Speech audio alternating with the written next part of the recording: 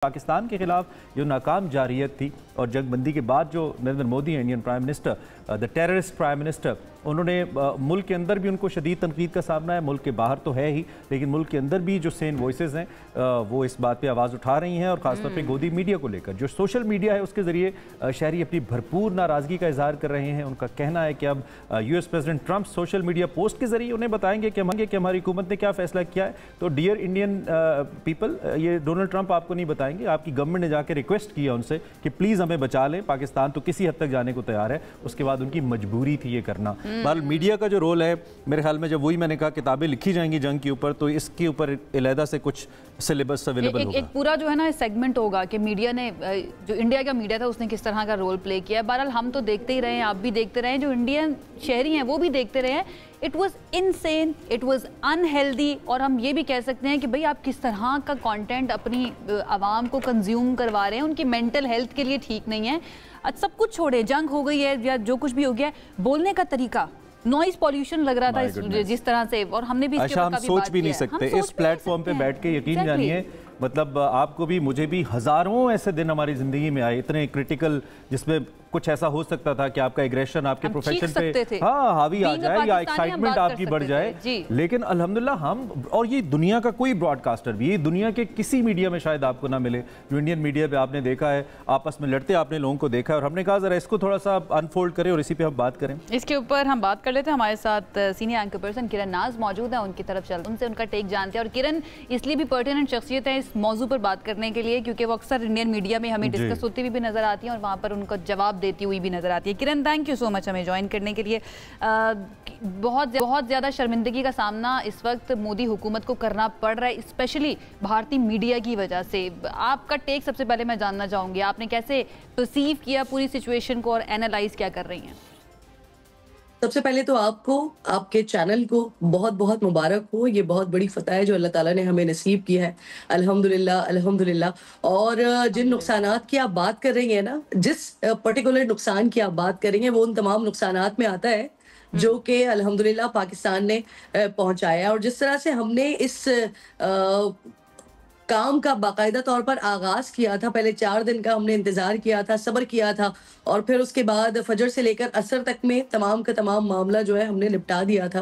वो वसीम बदामी हमारे साथी एंकर हैं, वो बड़ा मजे का एक डायलॉग उन्होंने इजाद किया इस सारी सिचुएशन में। वो कहते हैं कि फजर ता असर, मतलब इससे ज्यादा बड़ा तो हम रोजा रख लेते हैं, फजर से मगरिब तक का। लेकिन ये तो एक लाइटर नोट पे बात हो गई, लेकिन जिस काम का हमने आगाज किया था, जिस सूरह सफ की आयत के साथ हमने आगाज किया था, इन्नल्लाह युहिब्बुल लज़ीना युक़ातिलूना फी सबीलिही सफ़वन कान्नहुम बुनियानुम मरसूस, यानी अल्लाह रब्बुल जलाल मोहब्बत फरमाता है उन लोगों से जो अल्लाह की राह में सीसा पिलाई हुई दीवार की तरह लड़ते हैं सफ़े बांधकर।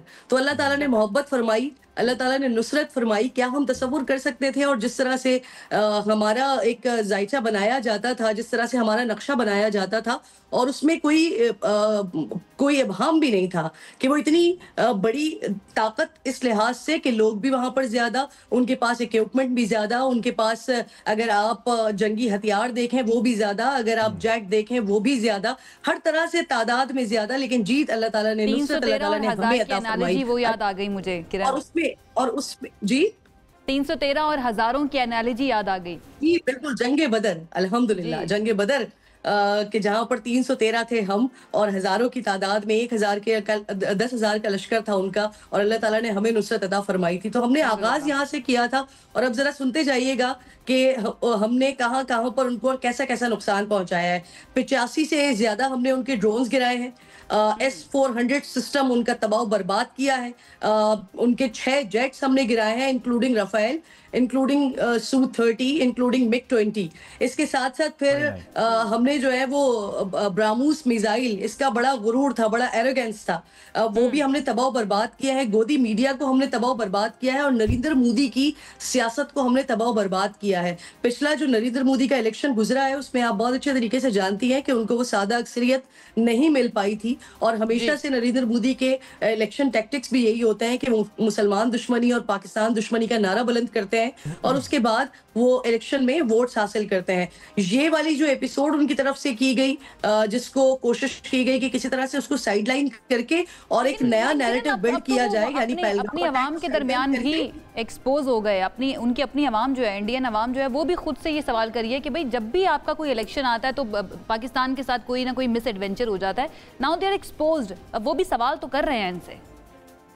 बिल्कुल ऐसे ही है, वो सवाल कर रहे हैं इस सारे मामले पर। हमने नरेंद्र मोदी को भी एक्सपोज कर दिया, हमने इंडियन मीडिया को भी एक्सपोज कर दिया। अच्छा, ये वो टॉपिक है जिसपे मुसलसल अल्हम्दुलिल्लाह जब से हमें अल्लाह ताला ने फतह दी है तब से हम मुसलसल डिस्कस कर रहे हैं। लेकिन अब हमें बात करनी चाहिए कि पाकिस्तान ने इससे हासिल क्या किया है, गेन क्या किया है। ये हमें जो ये मैंने 5 ही चीजें आपको गिनवाई है ना, तो ये शायद 2-4 दिन के बाद उसका इम्पैक्ट, बस इससे ज्यादा हम क्या डिस्कस करेंगे। लेकिन ये बहुत बहुत बहुत बड़ी फतह है जो शायद पाकिस्तानियों को अभी समझ नहीं आ रही है। अच्छा, ये विदिन डेज जैसे मीडिया के एंगल पे आते हैं, मैं चाहता हूं जरा उस पे समझ आएगा। मैं आपको बताती हूँ जो मेरा इसका सवाल ये है, एक सवाल मैं पूछना चाह रहा था कि ये मुझे अगर ये कंप्लीट करने दीजिए, बड़ी इंपॉर्टेंट बात करने लगी हूँ मैं। इमरान, ये जो हमारा ग्रीन पासपोर्ट है ना, जब हम ट्रैवल करते हैं तो आप जानते हैं अच्छे तरीके से, कोई ढकी छुपी बात नहीं है कि पाकिस्तानियों के साथ किस तरह का सलूक किया जाता था। लेकिन अब आप ट्रैवल कीजिएगा और अब आप देखिएगा, जब आलमी ताकत और जो सबसे बड़ी ताकत डोनाल्ड ट्रंप, उनको जब आना पड़ा ना, उनको जब पाकिस्तान को एक बड़ी ताकत समझना पड़ा और उनको जब कहना पड़ा कि हम शुक्रगुजार हैं दोनों के, इंडिया के और पाकिस्तान के, तो ये कोई छोटा मोटा मैसेज नहीं था, ये बहुत बड़ा मैसेज था जो पाकिस्तान ने पूरी दुनिया को दिखा दिया है। आप देखिएगा, ये जो बिजनेसमैन होते हैं ना, ये होते हैं परिंदों की तरह, ये आते जाते हैं, एक दरख्त पे बैठते हैं और जैसे ही एक पत्थर मारा जाए वो सारे के सारे बिजनेसमैन दरख्तों से उड़ जाते हैं।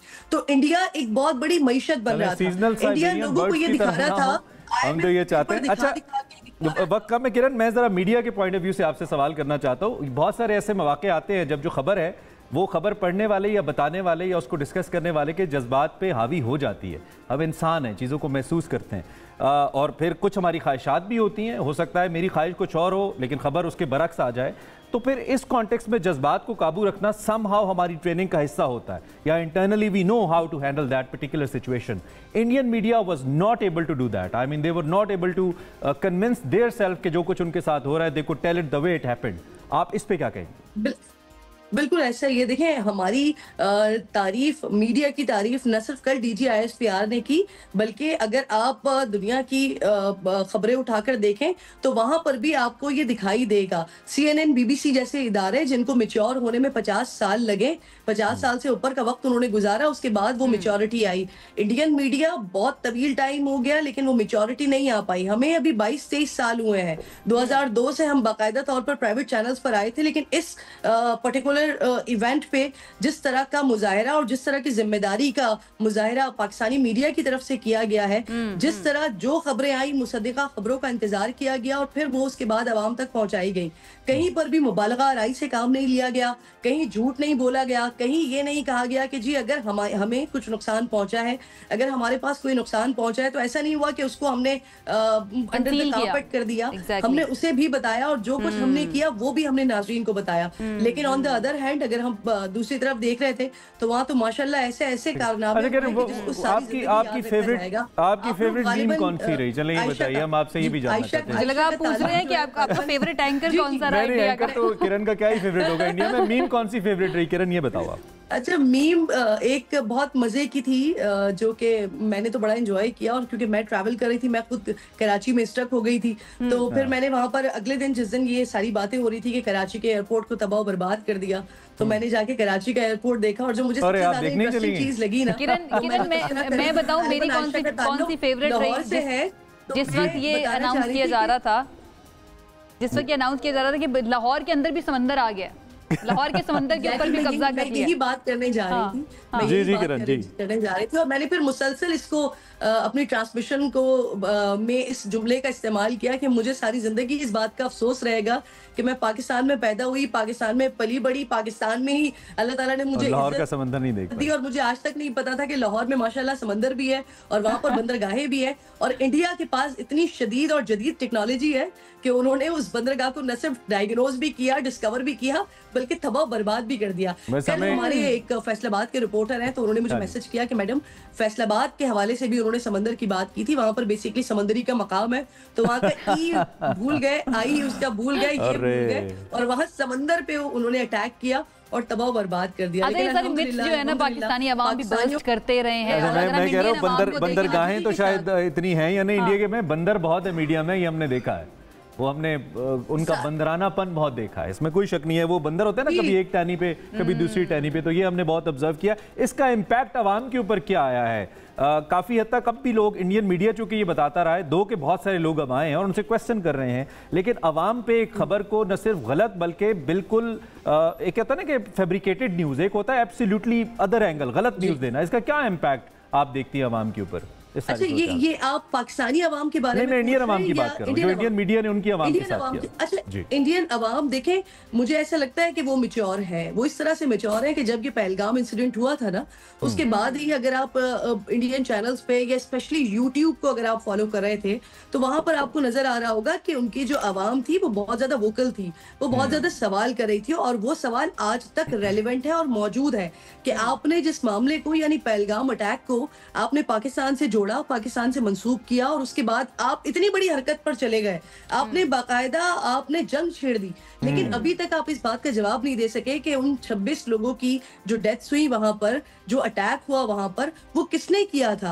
आज तक इंडियन गवर्नमेंट इस बात को बता नहीं सकी कि आपने विद इन 10 मिनट्स जिसकी FIR दर्ज कर ली, जिस पर पाकिस्तान के ऊपर जिस पर इल्जाम डाल दिया, वो लोग कहाँ हैं, आपको ये पता कैसे चला कि ये पाकिस्तान की तरफ से जो है वो अटैक हुआ था। और अगर इतनी ही जदीद और फतीन और ज़हीन आपकी टेक्नोलॉजी मौजूद थी कि आप बगैर मौके पर पहुंचे, आप जाए वकुआ से ये पता कर सकते हैं कि ये अटैक कहाँ से हुआ था, लगता है ऐसे किरण के तो लोग कहाँ पर मौजूद हैं। गुस्से के अंदर मेच्योर तो हैं, ठीक है, आपकी बात से एग्री करते हैं, लेकिन गुस्से के अंदर ना वो अपने ही लोगों को ट्रोल भी कर रहे हैं, क्योंकि इतनी ट्रोलिंग की भारतीय सेक्रेटरी खारजा जो है विक्रम मिस्री, उनकी जब उन्होंने अनाउंस किया कि पाकिस्तान के साथ जंगबंदी हो चुकी है, फैमिली पिक्चर्स पे उनकी फैमिली पिक्चर्स के ऊपर जिस तरह से उनको अपना एक्स अकाउंट जो है वो ब्लॉक करना पड़ गया और लग ऐसा रहा था कि सीज फायर के ऊपर भी गुस्सा आ रहा है जो इंडियन अवाम है ना उनको कि भाई क्यों सीज फायर कर दिया, और ट्रंप जो है वो मीडिएशन की क्यों बात करे। एंड देन ट्रंप ने क्योंकि कश्मीर की भी बात की है उसके ऊपर भी वो कह रहे थे कि भाई कश्मीर वाले मामले, क्योंकि आपको याद है मोदी कह चुके हैं कि हमें मीडिएशन नहीं चाहिए, हम नहीं चाहते कि इस वाले मामले के ऊपर कोई बात हो, लेकिन एक मरतबा फिर से कश्मीर का मामला जो है